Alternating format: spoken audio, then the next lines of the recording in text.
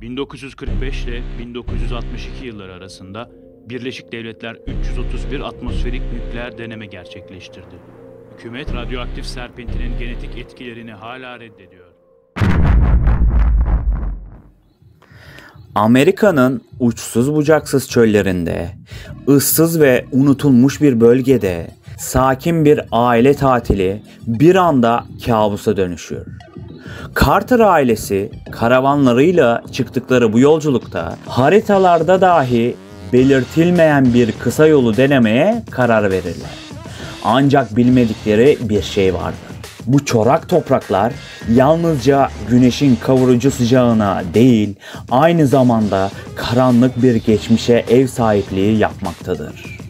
Amerikan hükümetinin yıllar önce gerçekleştirdiği nükleer testlerin ardından bu bölgede kalan insanlar mutasyona uğrayarak insanlıktan tamamen çıkmış varlıklar haline dönüşmüştür. Şimdi Carter ailesinin düştüğü bu tuzak sıradan bir talihsizlikten ibaret değildir.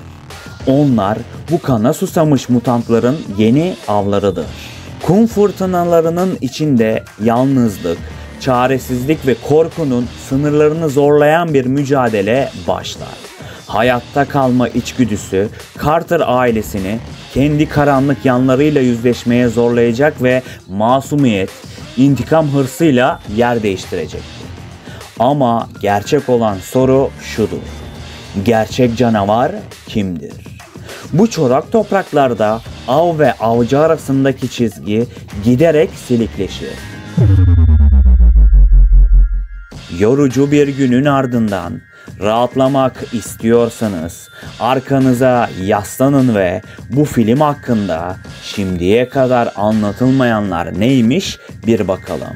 Başlıyoruz.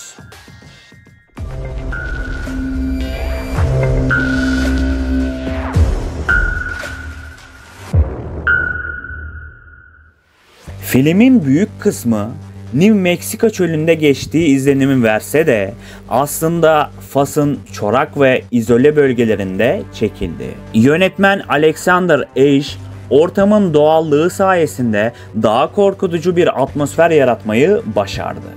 Filmdeki gerilim ve korkuyu sunmak için kullanılan müzikler duygusal yoğunluğu artıracak şekilde tasarlandı. Besteci Tom Dandy film için özgün bir atmosfer yaratmayı başardı. Mutant karakterlerin fiziksel özellikleri Amerika'nın New Meksiko eyaletindeki gerçek nükleer test alanı olan Trinity Sties bölgesindeki tarihi olaylardan ilham alınarak tasarlandı. Tasarım ekibi radyasyona maruz kalan kişilerin tıbbi belgelerinden ve gerçek deformasyonlardan esinlenildi. Filmdeki mutantlar sadece korkutucu birer figür değil, aynı zamanda derin bir hikayeye sahipti.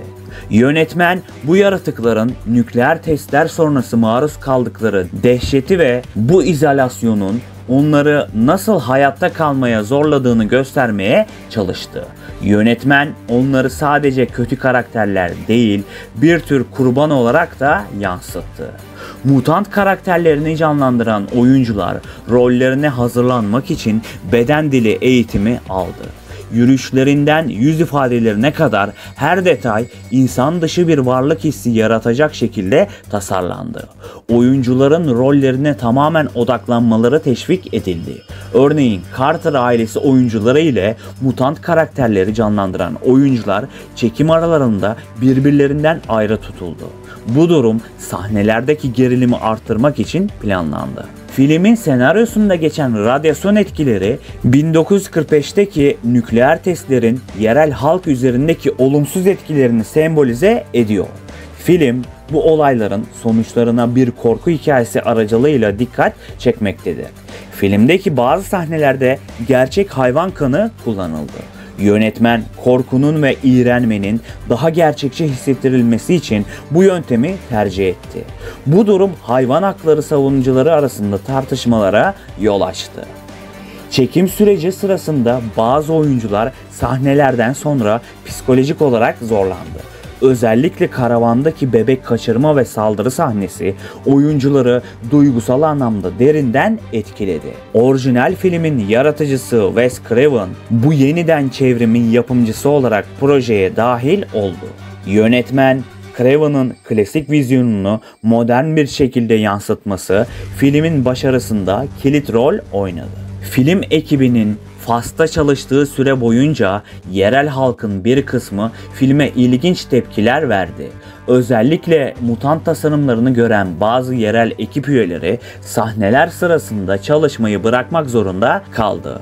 Set hem oyuncular hem de ekip için fiziksel olarak oldukça zorlu geçti. Fas'taki aşırı sıcaklıklar oyuncuları ve prodüksiyon ekibini fazlasıyla zorladı.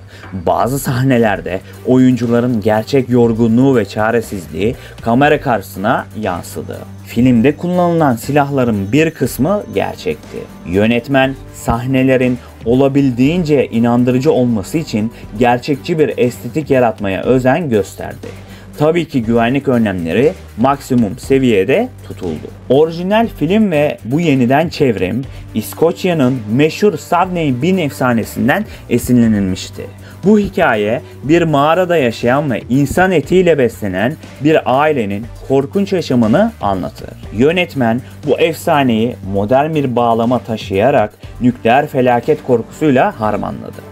Bu konu hakkında detaylı bir şekilde Korku Kapanı bir filminin gerçek olaylarını anlatırken sizlere sunmuştum. Merak edenler için açıklama kısmına ve videonun sonuna videoyu ekleyeceğim dostlarım. Mutantların saldırı sahneleri çoğu zaman oyunculara detaylı bir şekilde söylenmedi. Bu sayede onların doğal tepkileri korkunun gerçekçi görünmesini sağladı. Mutantların tasarımı için her bir karakterin makyajı yaklaşık 5 ila 7 saat arasında sürmüştü. Makyaj sanatçısı George Nicotero daha önce The Walking Dead gibi projelerde çalışmış bir uzmandı ve burada da detaylara odaklanarak ürkütücü bir sonuç elde etti. Filmdeki kanlı insan organları yenilen sahnede kullanılan materyaller aslında hayvan organlarından yapıldı.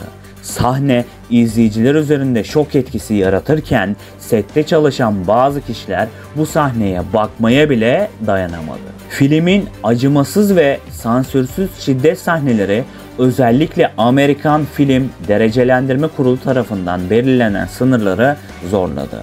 Yönetmen bu sahnelerle seyirciye yoğun bir korku deneyimi sunmayı amaçladı. Aşırı kanlı ve vahşi sahnelerden dolayı birçok ülkede sansüre uğradı.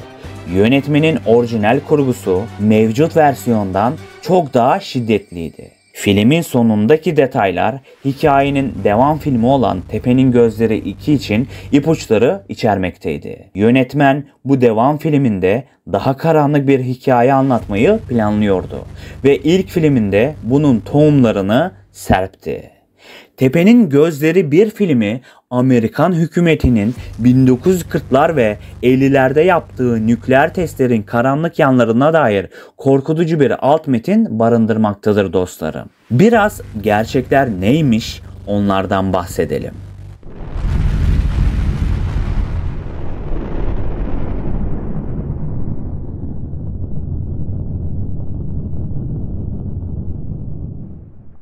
Bu dönemde Amerika özellikle Nevada çölü gibi izole alanlarda çok sayıda nükleer bomba testi gerçekleştirmiştir. Bu testler çevrede yaşayan topluluklar ve doğa üzerinde ciddi etkiler yaratmış, zamanla birçok mutasyon ve çevre kirliliği hikayesi ortaya çıkmıştır. 1945'teki ilk atom bombasının başarıyla test edilmesinden sonra Amerika Birleşik Devletleri hükümeti Soğuk Savaş döneminde askeri üstünlük sağlamak için nükleer silah denemelerini hızlandırmıştı. 1950'lere gelindiğinde Nevada test sahasında yüzlerce yerüstü ve yeraltı patlamaları gerçekleşmişti. Bu testler bölgede yaşayan insanlar üzerinde gözlemlenen yüksek kanser oranları ve fiziksel deformasyonlarla ilişkilendirilebilir. yerel halk arasında özellikle radyasyona uzun süre maruz kalan hayvanlarda ve insanlarda genetik mutasyonların görüldüğüne dair korkunç söylentiler yayılmaktaydı. Filmdeki mutant aile konsepti bu gerçeklerden esinlenilmiştir. Rüzgar yönünde bulunan topluluklar yani Downwinders özellikle 1940'lar ve 50'lerde Nevada test sahası gibi bölgelerdeki nükleer testlerden sonra yayılan radyasyondan ciddi şekilde etkilenmişlerdi. Bu topluluklar test alanlarının çevresinde yaşıyor ve patlamaların ardından atmosferde yayılan radyoaktif tozların etkilerine maruz kalıyorlardı. Downwinders arasında lösemi, tiroid kanseri ve diğer tüm kanserlerin oranında ciddi bir artış gözlemlenmişti. Özellikle çocuklar bu radyoaktif serpintilere karşı daha hassas olduklarından dolayı ağır etkilenmişlerdi. Doğum kusurları, cilt hastalıkları ve çeşitli genetik bozukluklar gibi başka sağlık problemleri de bu topluluklarda sıklıkla rapor edilmiştir. Bu bölgelerdeki topluluklar çoğunlukla kırsal alanlarda yaşıyordu ve hükümet tarafından terk edilmişlerdi. Radyasyona maruz kalmalarının ardından tıbbi destek ya da yardım görmemeleri topluluklar arasında derin bir izolasyon hissine yol açtı. 1980'lerden itibaren Downwinders toplulukları radyasyona maruz kalmalarının sorumluluğunu üstlenmediği için Amerikan hükümetine karşı dava açmaya başladı. Bu davaların bazıları başarılı olurken birçok kişi tazminat alabilmek için yıllarca mücadele etmek zorunda kaldı. Tepe'nin gözleri bu terk edilmişlik ve izolasyon hissini güçlü bir şekilde işlemektedir. Mutant aile, rüzgar yönünde kalan bu toplulukların metaforik bir temsili gibidir. Hükümetin nükleer testlerinin yan etkileri olarak ortaya çıkan bu karakterler medeniyetten uzak, unutulmuş ve öfkeli bir yaşam sürmektedir. Filmin hikayesi bu toplulukların yaşadığı trajediyi korku unsurlarıyla harmanlayarak izleyiciye güçlü bir mesaj vermekteydi. Bu tarihsel arka plan filmin derinliğini artırırken hem Amerikan tarihindeki bir karanlık döneme ışık tutar hem de insanlığın doğaya karşı sorumsuz davranışlarının bedelini gözler önüne sermektedir.